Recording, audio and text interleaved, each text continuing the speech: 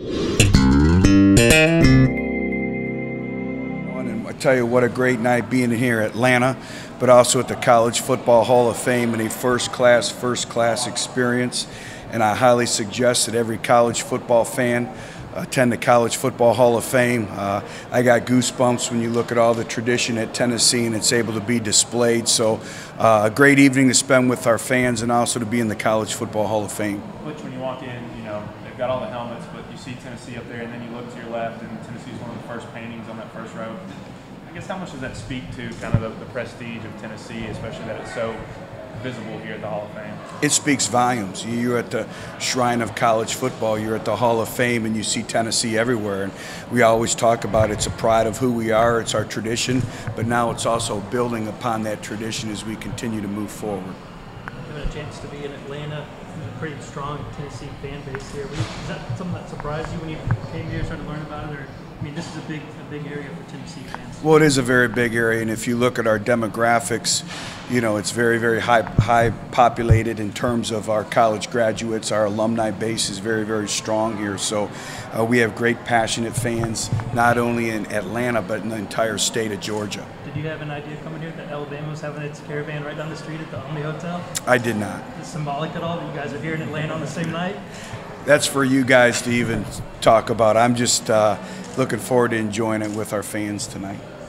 Butch, in terms of recruiting, you guys, obviously every SEC school makes this a priority. But for you guys, you look at Joshua Dobbs, you look at how many signings you guys had, just how important has this area become for you guys? Well, very big. I believe we have 15 individuals that are on our current roster, and then you add, I believe, with 7 signees coming in, and it should be. It's, you know, we obviously talk about the state of Tennessee, but we treat Atlanta, we treat Georgia as another home territory for us. When you look at proximity, when you look at our alumni base that's here, you look at all of it, you know, it's very, very big. And I think if you look at the tradition and the past history of Tennessee football, there's been tremendous players from the entire state of Georgia. Have you seen maybe a warmer reception, especially the last couple of years?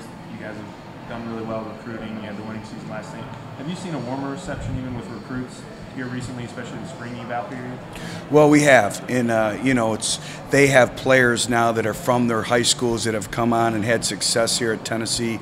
They understand what our football program's all about. Our staff has done a tremendous job of continuing to expand upon the relationships that we already had, and you know, the more times we get individuals on campus, but they get to know us as people, because people make a place. But it's a very, very big recruiting area for us. Our coaches have done a great job. Coach, the Caravan's not the only thing you guys have going on right now. You're doing those VFL reunion tours, I think, around the South, I guess. And what went into that? Why did you feel like that was something you all needed to be doing? Well, it's all important. It's all about our former players, and it's another part of our outreach program that we talk about. And once evolve, always evolve, Evolve for Life program. So to be able to go in certain cities, certain areas around the country, and be able to be with our former players and have events for them, that's all part of who we are, and that's all part of that family that we talk about. You obviously knew Atlanta was going to be an important area for you guys. You put several coaches down here regularly, but did you expect the numbers to be quite as heavy as they've been the first couple of years to depend on Atlanta that heavily? Well, we knew that this would be a great area for us. Our coaches had already pre-existing relationships, but also, again, it's Tennessee, and again, the proximity. You look at the tradition, and it's a part of. It's exciting to be a part of something when you're building something. When you have that chance to build a legacy of getting the football program back to where it needs to be, and we have tremendous amount of respect for the high school coaches that coach here. Obviously, great high school football, and again, it's 2.5, 3 hours from campus. You guys have played some games or scheduled some games outside of Knoxville. Is this an area you would like to maybe move some of those non-campus games to? You could see that, you know, maybe, you know, in the future. And again, it's having that recruiting footprint, so to speak, that Dave Hart speaks about, and being able to go to different parts of the country and reward our fans and basically have a home game somewhere else, a neutral site games. They prepare you for bowl games. They prepare your team in so many ways. I think it also adds to the excitement of training camp as well. Well, I think you've done those neutral site games just about everywhere you've been. Why is that? Well, again, I think, first of all, it prepares your team to go into a neutral site game, a different environment. It prepares you for a bowl game. It prepares you, hopefully, down the road for the college football playoff. all the things. I think it brings excitement for training camp. So there's so much added value. It's great for our players. A lot of times they get an opportunity to compete in an NFL venue, although there's nothing better than 102-455. But again, it just gets you out, and it also rewards your fan base as well. I guess you've had a busy past 24 hours. What took you to Memphis last night for that game? I tell you what, I learned more basketball in about 3 hours with Coach Barnes, and it was a great trip. And to be able to watch, the Warriors and watch the Grizzlies, and it's all about competition and being able to be there and really see their faces, see the communication, see the coaching that goes on. It's an opportunity to always improve as a coach, and then a great opportunity to really sit with Coach Barnes and really soak in the game and what each possession they're thinking about. And then, my son will graduate on Saturday, so to be able to have him with us too, that was a great night.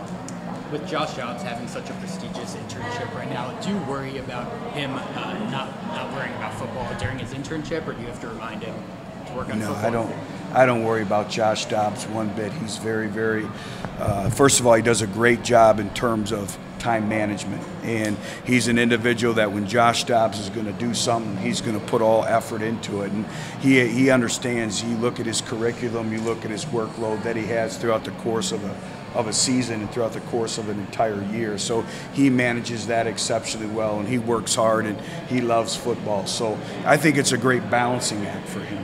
You got some early returns on the academics for this semester. Is everything right now very good. I won't have complete clarity here for another couple days, as the grades are just being able to get into the computers and all that. But right now, every one of our players have done a great job. I don't foresee any problems, but again, nothing's completely final because I haven't seen the final grades from everyone.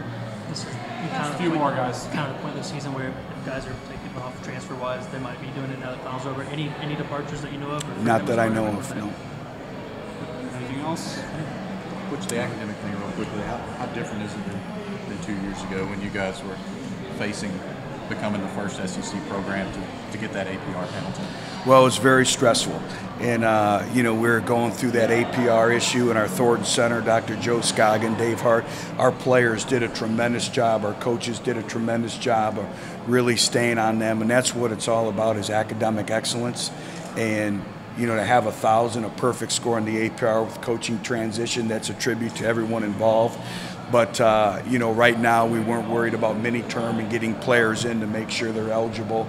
And so, again, that's a tribute to all the work that these young men have done. Those 10 midterm guys that you had, what was your message to them when they finished up their first semester of college ball? Well, it was great just sitting down and talking to them, and what did they learn? What did they learn from being a student athlete? What did they learn from time management skills? What did they learn from competing at a high level each and every day, not just on the field, but in the classroom? And it was very rewarding. But again, it's those 10 individuals have done a great job in terms of the demands, handling the expectations, and I'm very excited for them.